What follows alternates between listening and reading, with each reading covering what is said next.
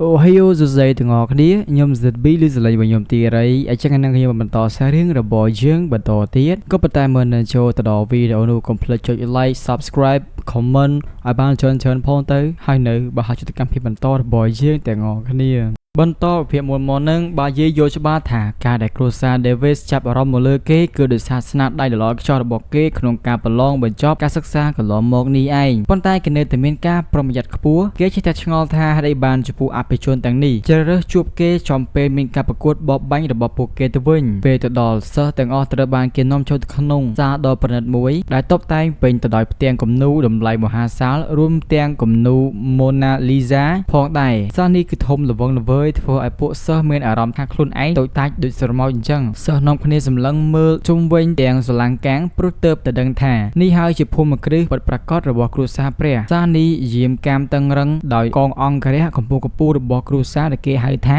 កងសន្តិសុខបូជាចាពេលកំពុងមើលជុំវិញទឹកមុខរបស់បាជីប្រែជាមើងម៉ាត់បំផុតគេប្រាប់ខ្លួនឯងថាក្រោយពីឆ្លងកាត់រឿងរ៉ាវជាច្រើនទីបំផុតអញមកដល់ឈរទល់មុខនឹងគ្រួសារព្រះម្ដងទៀតហើយនៅក្នុងសាលដ៏ធំមានអង្គរៈយាមស្កេស្កានោះមានបរិសម្នាក់កំពុងតែឈរបែរខ្នងដាក់ពួកគេពេលគាត់កំពុងតែសម្លឹងមើលផ្ទាំងគំនូរ Mona Lisa គាត់ក៏បានពោលឡើងថាភ្ញៀវមកដល់ហើយគាត់និយាយរអូម្នាក់ឯងថាជីតារបស់ខ្ញុំជឿថាសិល្បៈគឺជាភស្តុតាងតែមួយគត់ដែលបញ្ជាក់ថាមនុស្សជាតិធ្លាប់មានវត្តមាននៅលើโลกនេះចំណែកពុករបស់ខ្ញុំគឺជឿថាវាគឺជាការសាងសង់ប្រាសាទបុរាណទៅវិញបន្ទាប់មកគាត់ក៏បានណែនាំខ្លួនឯងថាគាត់មានឈ្មោះ Zin Davis ជាអ្នកស្នងមរតករបស់គ្រួសារ Davis ហើយគាត់បញ្ចេញទស្សនៈប្លែកពីគេថាការបង្កើតសិល្បៈដោយផ្ទាល់ដៃគឺជារឿងដ៏អស្ចារ្យបំផុតពួកសិស្សដែលមកទស្សនកិច្ចនាំគ្នាស្ដាប់តែឆ្ងល់និងមិនយល់អំពីសម្ដីដ៏ចម្លែករបស់គាត់នោះទេផ្ទុយទៅវិញអាសិស្សសក់ពណ៌ក្រហមមកពីសាលាឯកជននោះបានប្រញាប់យកដៃសង្កត់ក្បាលមិត្តភ័ក្តិស្រីរបស់វាឲ្យអោនចុះយ៉ាងលឿនព្រមទាំងស្ដីឲ្យនាងថាមិនចេះគោរពវាខ្សឹបប្រាប់នាងថាអោនក្បាលចុះភ្លាមយើងមិនអាចធ្វើចរិតដូចជាពួកអ្នកស្រែល្ងងខ្លៅដែលហ៊ានសម្លឹងមើលមុខសមាជិកគ្រួសារព្រះចំបែបនេះទេបាយីឈរមើលសកម្មភាពនេះហើយស្គាល់ច្បាស់ថា Sin Davis គឺជាកូនប្រុសច្បងរបស់ព្រះដែលកំពុងត្រួតត្រាដែនដីទេវតានេះដែលជាកំពូលអំណាចដាច់មុខនៅលើโลก Sin Davis បានដាកាត់មុខសិស្សទាំងអស់ដោយមិនមានសម្ដីស្ដីមួយម៉ាត់បន្ទាប់មក Lin Phong ក៏ធ្វើកាយវិការអញ្ជើញឲ្យអ្នកទាំងអស់គ្នានឹងដើរទៅតាមគាត់ពួកគេត្រូវបាននាំទៅកាន់កន្លែងសីវេនប្រកួតក្រៅអគារដ៏ធំមហិមាមួយដែលគេហៅថាទីលានបបាញ់វាគឺជាព្រៃដ៏ធំមួយដែលត្រូវបានហ៊ុមព័ទ្ធដោយរបាំងថាមពលរាងចកោណ6ជ្រុងយ៉ាងទំនើបពួកសិស្សឈរមើលទំហំធំនៃសង្វៀននេះទាំងហួចចិត្តក្តីរំភើបរបស់ពួកគេបានប្រែជាភាពភ័យខ្លាចពេលឃើញសត្វចម្លែកធំកំពុងដដាខ្វាត់ខ្វែងនៅខាងក្នុងនោះនៅលើសង្វៀនមានសមាជិកគ្រួសារពិជនជាច្រើនបានជិះកៅអីអណ្ដែតហោះឡើងទៅលើអង្គុយនៅកន្លែងទស្សនាពិសេស VIP មានយុវជនមុខដូចគ្នា2នាក់គឺ As និង Ali អង្គុយលើកៅអីនិយាយគ្នាថាមិនដឹងឆ្នាំនេះមានអ្នកចូលរួមប្រមាណអ្នកទេណនៅក្បែរនោះមានយុវជនអភិជនម្នាក់មានឈ្មោះថា Rakjin បានបញ្ជាឲ្យអ្នកបម្រើយកកាហ្វេទឹកកកមកឲ្យចំណែកប្អូនស្រីរបស់គាត់គឺមានឈ្មោះ Alice Jin បដិសេធដោយមិនចង់ញ៉ាំអីនោះទេឈរនៅខាងក្រោមជាមួយនឹងសិស្សឯទៀតបាយីបានសង្កេតឃើញការមកដល់នៃពួកអភិជនមានអំណាចទាំងនោះគេស្គាល់ច្បាស់ណាស់ថាពួកគេគឺជាចៅប្រុសរបស់គ្រួសារ Ade ព្រមទាំងចៅប្រុសចៅស្រីរបស់គ្រួសារ Jin បាយីយល់ច្បាស់ណាស់នេះមិនមែនជារឿងធម្មតានោះទេដែលសមាជិកគ្រួសារព្រះដល់ទៅ3ផ្សេងគ្នាគឺ Davis Ade និង Jin មកជុំគ្នាក្នុងកម្មវិធីតែមួយបែបនេះ Jin Davis បានទៅឈរមើលពីមុខរបាំងថាមពលដ៏ធំនោះសម្លឹងចូលទៅក្នុងទីលានបបបាញ់ Lin Phong ក៏បានដើរទៅមុខវងមនុស្សឬក៏បានប្រកាសថាការប្រកួតបបបាញ់ចិត្តចាប់ផ្ដើមហើយខ្ញុំនឹងបញ្យល់អំពីច្បាប់ប្រកួតប្រាប់អ្នកទាំងអស់គ្នា Lin Phong បានបញ្យល់ប្រាប់គ្រប់គ្នាថាការប្រកួតនេះគឺធ្វើឡើងនៅក្នុងសង្វៀនបិទជិតតែម្ដងគឺវាគ្នាស្លាប់រស់រវាងអ្នកភ្ជាប់ទឹកខ្លួននិងសត្វចម្លែកគាត់បញ្ជាក់ច្បាស់ថាសត្វចម្លែកនៅខាងក្នុងនោះសុទ្ធតែជាកម្រិត C ដែលខាងសមាគមទេវតាចាប់យកមកពីជុំវិញពិភពលោកហើយដើម្បីឲ្យការប្រកួតនេះកាន់តែស្វិតស្វាញលក្ខខណ្ឌគឺតម្រូវឲ្យអ្នកចូលរួមប្រកួតទាំងអស់ត្រូវតែមានកម្រិតក្រោមថ្នាក់ B ការប្រកួតនេះគឺគិតជាពិន្ទុបើសម្រាប់សត្វកម្រិត C បានមួយក្បាលគឺបាន10ពិន្ទុហើយអ្នកឈ្នះគឺយកតាមពិន្ទុសរុបចុងក្រោយគាត់ទៅលើបែបនេះភ្លាមពួកសិស្សមកពីសាលារបស់បាយីភ្ជាប់ព្រឹកគ្រប់គ្នា មានសិស្សម្នាក់សឹបប្រាប់គ្នាថា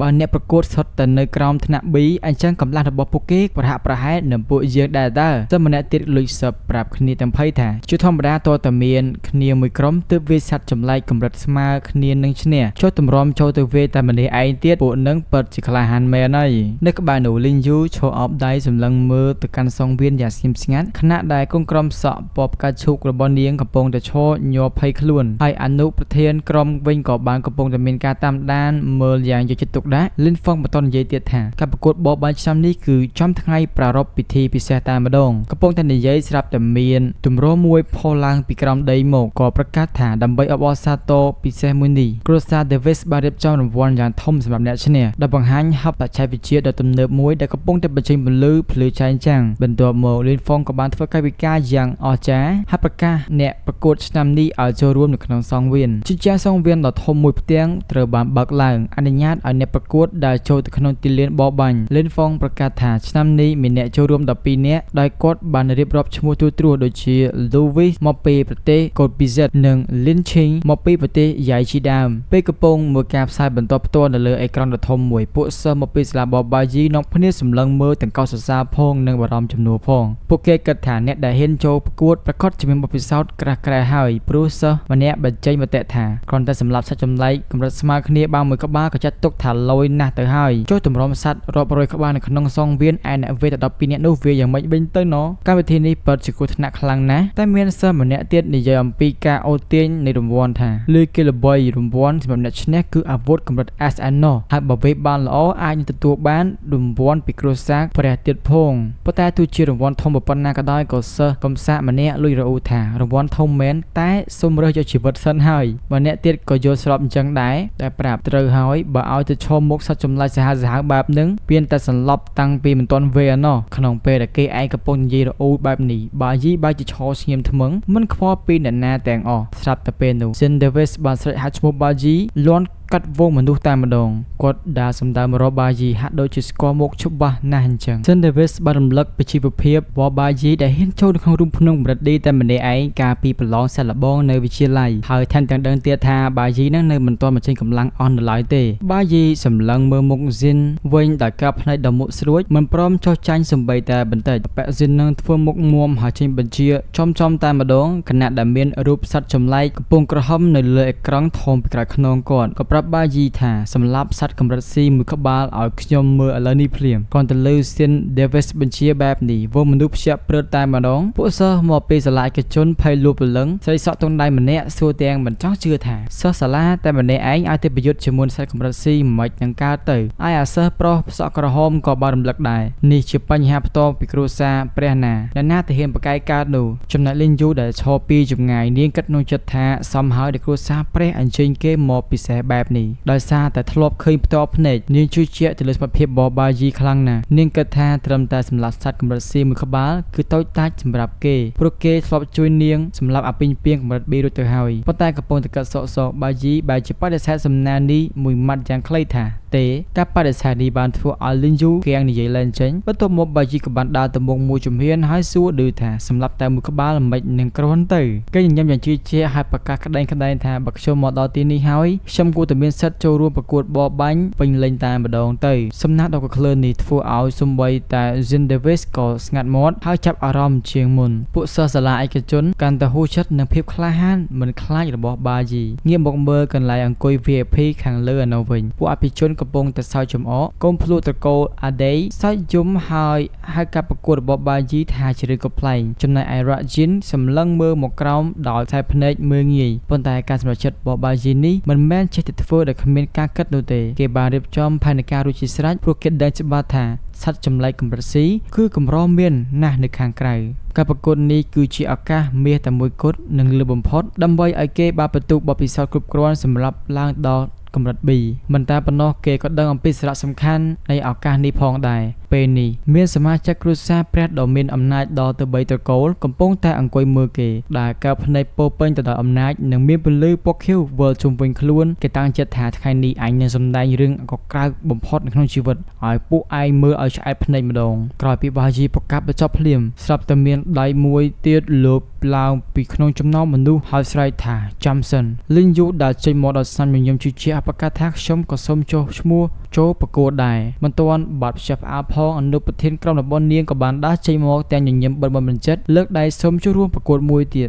ការបង្វិលស្ថានភាពបែបនេះភ្លាមធ្វើឲ្យពួកសិស្សឯកជនដែលអួតក្អេងក្អាងកែស្មារតីនិយាយឡើងចេញមកសូម្បីតែ Cindervis ក៏បង្ហាញការផ្ទះផ្អើលបន្តិចផងដែរជំនួយការរបស់គាត់បានយក tablet ដែលមានទិន្នន័យសូមចូលរួមថ្មីមកបង្ហាញហើយគាត់ក៏សង្កេតឃើញថាអ្នកស្ម័គ្រចិត្តទាំង3អ្នកនេះសុទ្ធតែនៅកម្រិត C ទាំងអស់គឺត្រូវតាមលក្ខខណ្ឌចូលរួមប្រកួតឃើញភាពគួរឲ្យអស់សំណើចបែបនេះស៊ីនក៏បានលន់មាត់ថានេះជាលើកទី1ហើយដែលមានសិស្សសាលាចង់ចូលរួមលេងក្នុងកម្មវិធីបបបាញ់នេះគាត់ញញឹមតិចៗរួចក៏បានព្រមឲ្យពួកគេចូលរួមប្រកួតតាមការសុំពួកសិស្សសាលាឯកជននាំគ្នាសម្លឹងមកក្រុមបាជីដោយភ្នែកមើលងាយសិស្សប្រុសម្នាក់ពេលអាវពណ៌ផ្កាឈូកលួចលោតិចៗថាពួកសោកស្រាយនេះគ្រាន់តែចង់មកអួតមុខមាត់តែប៉ុណ្ណោះវាចាំបានថាកម្រមានណាស់ដែលអ្នកបង្ហាញស្នាដៃល្អៗត្រូវបានគេជ្រើសរើសឲ្យខ្លាចទៅជាអ្នកមានពរពីព្រះវាគិតថាពួកសិស្សថ្មីនេះពិតជាអន្ទះសាចនិងឈ្មោះឆ្មៃហួសហេតុពេកដោយសារតែខ្លាចគេថាខ្លួនឯងកំសាអាសិស្សសក់ក្រហមនោះក៏បានប្រញាប់លើកដៃសូមចូលរួមប្រកួតដែរទាំងចិត្តគឺពងតែញ័រលេនហ្វុងបានដាស់តឿនគ្រប់គ្នាឲ្យគិតគូរឲ្យបានច្បាស់លាស់មុនសម្រេចចិត្តចូលប្រកួតព្រោះការប្រកួតនេះគ្មានឧបករណ៍ទូរគមនាគមន៍សម្រាប់ហៅ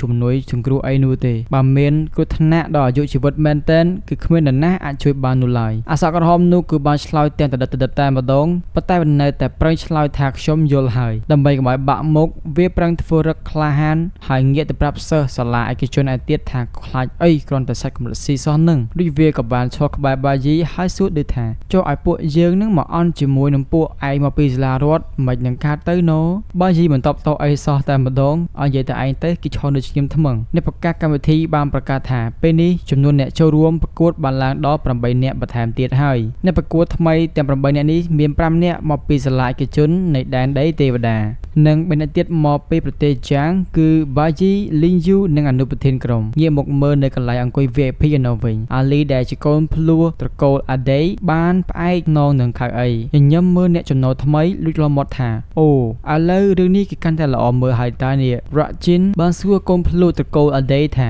ពួកគេមានបំណងចង់ភ្នាល់ខាងណាដែរកូនភ្លោះទាំងពីរគឺអាសនិងអាលីបានឆ្លើយយ៉ាងជឿជាក់ថាម្នាក់ដាក់$1 លាន